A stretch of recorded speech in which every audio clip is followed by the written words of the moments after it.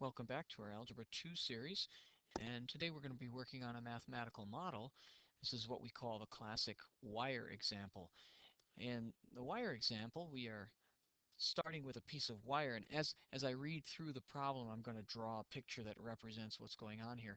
The 300-foot piece of wire is used to create two different shapes. So here's our make-believe wire. And the two shapes, one of them is a rectangle with its length, which is in this case twice the width, and the other is an equilateral triangle. We talked in class a little bit about how if you take all of the wire and put it to one of them, for example the rectangle, or if you take all the wire and put it to the triangle, you'd have more area than if you split up the 300 feet. And so the question is, where would you split it up so that you could minimize the total area of the two figures? And notice that in the hint it says let x be the short side of the rectangle. Starting with that, then I'm going to put an x for the short side of that rectangle, and since the information states that the length is twice the width, I'll just put a 2x right there. All told then, if we look at the perimeter of the rectangle, we have an x, we have a 2x, and we also have two more of those, an x and a 2x for the other part, or a total of 6x. Now this is representing the perimeter of the rectangle, or the amount of wire that we've used. Since we started with 300, we would have 300 minus 6x left over for the triangle. But notice that the triangle has three equal sides, so in this case I would divide that by 3 in order to get a single side, or 100 minus 2x. That'll be for one side of the triangle. The area of an equilateral triangle, if you recall the formula being s squared radical 3 over 4, only needs the side. So we've got that, 100 minus 2x, and should be able to work that out. In order for us to proceed here, we're going to need an area formula in function form. So I'll put it as an a of x. A of x. And what we would like to do then is generate a function in terms of x that represents the two areas, the area of the triangle plus the area of the rectangle. Proceeding through here, we know that the area of the triangle is s squared radical 3 over 4, and the area of the rectangle is the length times the width. But our letters are not matching our function, so that's not good. We don't want s squared. We're going to replace the s with the 100 minus 2x. 100 minus 2x is going to be squared times radical 3. That's all over 4. Plus length times the width. In this case, it's a 2x for the length and an x for the width. Now we've got our entire function in terms of x. At this point, I believe a fancy math trick is in order.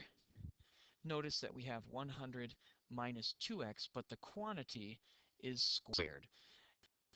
If you kind of combine that with the denominator in that same problem, you'll notice that you could write this as 2 times 50 minus x.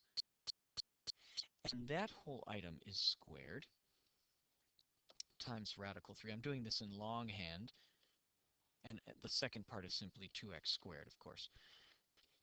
And if we continue with this, we see that the 2 by the power here, we have 2 times the quantity 50 minus x, and both items are squared, which will cancel then because we'll end up with the following. 4, that's the 2 squared, times 50 minus x quantity squared times radical 3, and that's all over 4, which we will go ahead and cancel. As we do that, we're left with the following final statement. Radical 3 times 50 minus x quantity. Say that again here. Sorry about that. 50 minus x quantity squared plus 2x squared, which does appear to be a quadratic. It's going to take a little bit of work to kind of get this going here. And certainly the answer is not going to be a pleasant one. A calculator might be necessary, but let's work it out. Radical 3, 50 squared, 2500, minus 100x plus x squared plus 2x squared. Or in this case, and I'll distribute the radical 3 as well as kind of writing it all together. Radical 3x squared minus 100, radical 3 times x, then plus 2500, radical 3 plus 2x squared. Okay, certainly an unpleasant quadratic to be sure here, but working together, we want to finish this up as a radical 3x squared, and let's bring our 2x squared over there, plus 2x squared minus 100 radical 3x plus 2500 radical 3. These two terms, the first two, represent the x squared term and the coefficient radical 3 plus 2.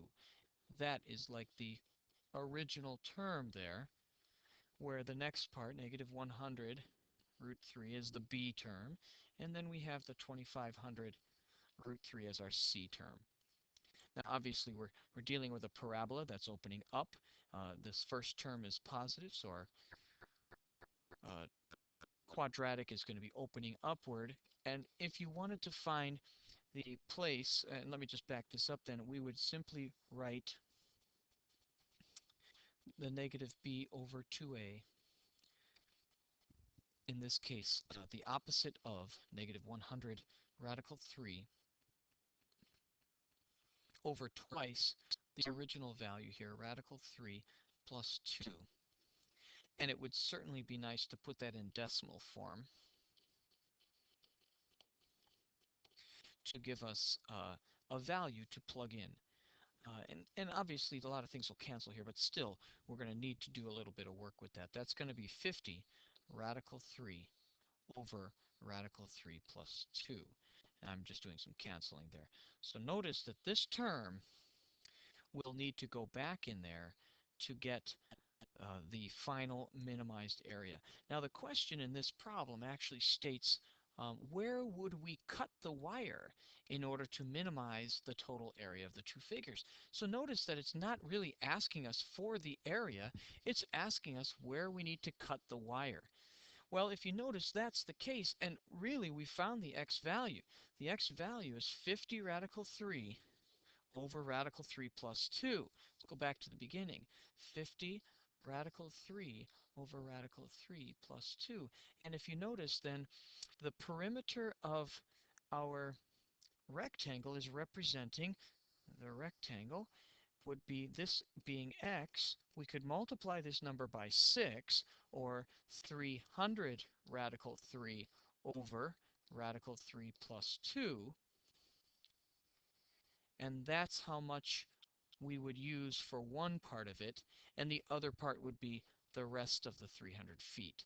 So with a calculator, you could pop this into the calculator, this part right here, and then subtract that from 300 to get your cutting point. Very interesting problem. Isn't math fun?